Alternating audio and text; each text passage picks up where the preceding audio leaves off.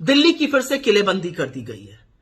दिल्ली को आने वाली हरियाणा और पंजाब की सड़कों को खोदा गया है, उस पर कीले गाड़ी गई हैं, सीमेंट के बोल्डर बैरिकेडिंग करी गई है। किसानों को कुछ भी करके रोका जा रहा है और अगर जो खुद फिर भी आगे बढ़ रहे हैं उन पर आंसू गैस के बम और गोले फेंके जा रहे हैं। और हरियाणा की निरंकुश पुलिस यह भी कहते हुए सुनी गई है कि इस बार लाठी नहीं मारनी है, इस बार खोद देना है।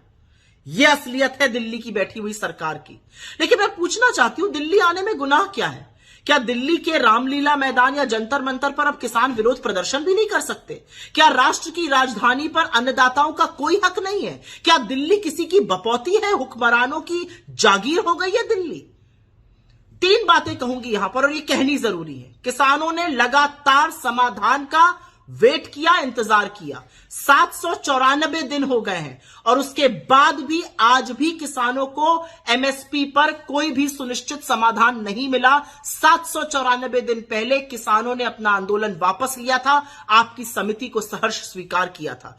6 महीने से पूछ रहे समिति का क्या हुआ, सरकार के पास कोई जवाब नहीं है। बजट आकर चला गया और असलियत यह है कि उस बजट में कृषि में कभी 4.5% से ज्यादा खर्चा होता था, अब वो घटते घटते घटते 2.5% के करीब आ पहुंचा है। स्टैंडिंग कमेटी, स्थायी कमेटी पार्लियामेंट की यह बता रही है कि 1 लाख रुपए से ऊपर, 1 लाख करोड़ रुपए से ऊपर जो कृषि का खर्च था वो राजकोष में वापस कर दिया गया है। तो किसान क्या करे? वो किसका मुंह देखकर बैठे? और अब एक नई भ्रांति फैलाई जा रही है। चरण चुंबक मंडली के पास साहब की ओर से व्हाट्सएप पर एक खर्रा आया है, अरे 11 लाख करोड़ खर्चा हो जाएंगे अगर एमएसपी लग गई।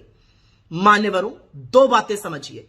एमएसपी जो है वो प्राइस स्टेबिलिटी के लिए होती है। अगर दाम गिर जाए, किसानों को नुकसान ना हो तो एमएसपी पर खरीद हो। तो कभी भी पूरी एमएसपी पे खरीद नहीं होगी। प्राइवेट सेक्टर भी खरीदता है, गवर्नमेंट भी खरीदती है। यह प्राइस स्टेबिलिटी का साधन है। कोलैप्स जब प्राइस होता है तब आती है, लेकिन इतनी समझ में आपसे कहां आशा करूं। दूसरा, इतनी उत्तेजना और इतनी चिंता 14.5 लाख करोड़ का जब ऋण माफ किया गया बड़े बड़े पूंजीपतियों का, तब नहीं दिखी। जब कॉर्पोरेट टैक्स काटा गया 32% से लेकर 22% और 4.5 लाख करोड़ का घाटा सहा भारत सरकार ने, तब इतनी उत्तेजना नहीं दिखी। किसान की बात होगी और उत्तेजना शुरू हो जाएगी। और अब एक नई चीज कही जा रही है, चुनाव नजदीक आ गया तो किसान ये कर रहे हैं। हां, बिल्कुल कर रहे हैं। चुनाव ही तो टाइम होता है नफा और नुकसान देखने का। चुनाव ही तो टाइम होता है रिपोर्ट कार्ड पर नंबर देने का।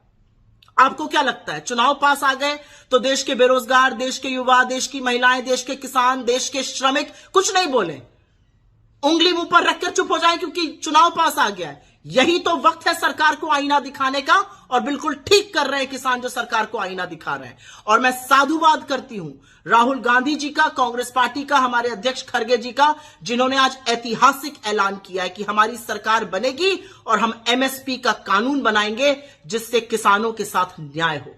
और वही न्याय से किसान का जीवन सुधरेगा, इस देश का भविष्य बदलेगा। जय Hind. Roti Bank Foundation has served over 1.5 crore meals to needy kids. Feed a child with just ₹40. Please donate generously. Visit rotibankfoundation.org. Join hands to build a healthy India. Stay ahead with our cutting-edge news app. Instantly access the latest shorts in just 1 minute and breaking news in just 50 words. Download now for a smarter, faster news experience.